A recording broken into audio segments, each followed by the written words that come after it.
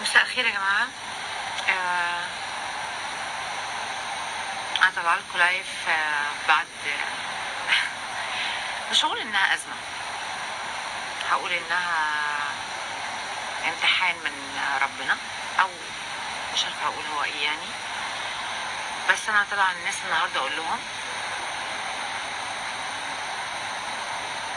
إن أنا غلطت فعلا، وإن أنا آسفة جدا، آسفة لجمهوري، وآسفة للناس، وآسفة لبلدي، وآسفة لفني.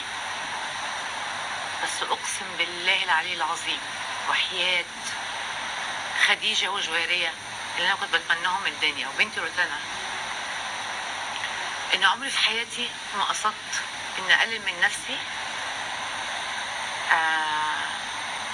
أو أعمل حاجة غلط، أو زي ما الناس قالت إن أنا سكرانة. أنا ما كنتش سكرانة على فكرة.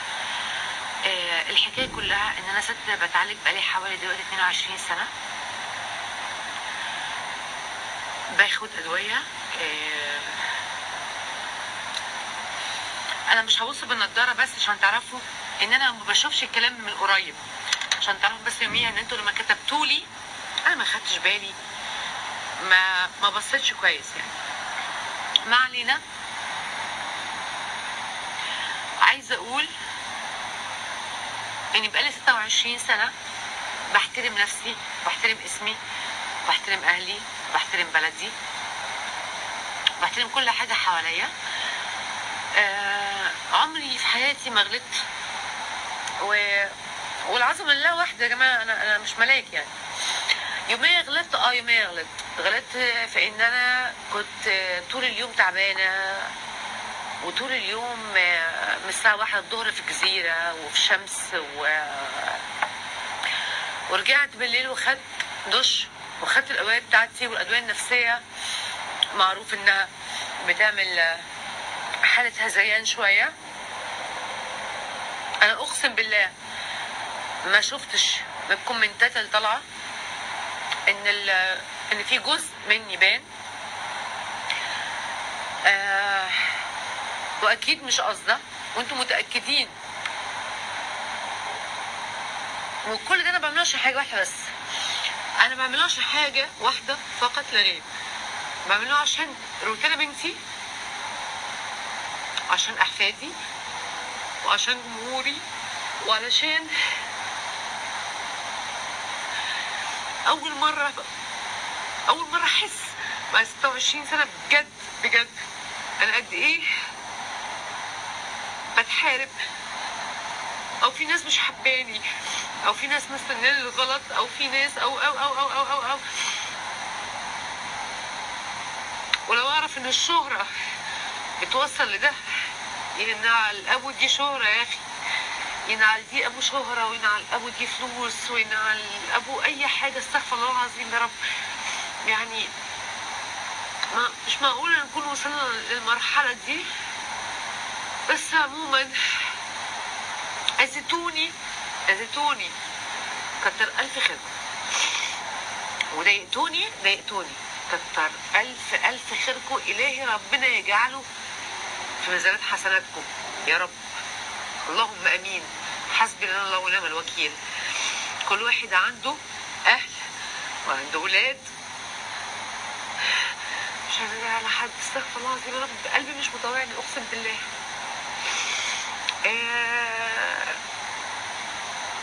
انا طبعا عشان اقول للجمهور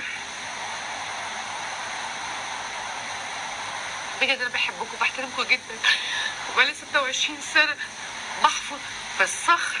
ضاعت مني حياتي كلها بلا استثناء، وما قعدتش مع بنتي ومش هقول قصة حياتي يعني.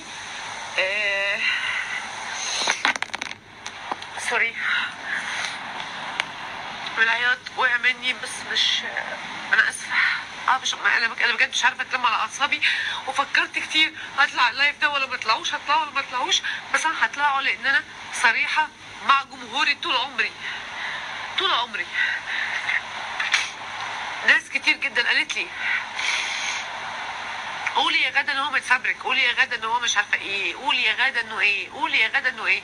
انا مش عارفه اقول، مش مصدقه الكذب مش عارفه اقولها. الكذبه ان انا بجد بجد ما بشوفش الكومنتات من قريب. يعني لازم اكون لابسه نضاره. اللي بعتوا لي الكومنتات وقالوا لي ان انت في جزء باين منك، انا ما كنتش شايفاه لاني مش شايفه من قريب. انا بس مش زعلانه غير من حاجه واحده،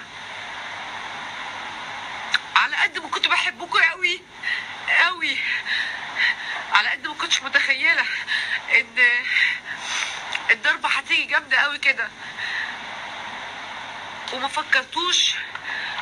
فكرتوش خالص ان بقالي 27 سنه بحافظ عليها وعندي احفاد بحافظ عليهم، وان دي الرحله الوحيده اللي انا ما رضيتش فيها اتصور لما ولا ظهرت فيها ولا لان كنت واخده قرار اني ما اظهرش كده تاني.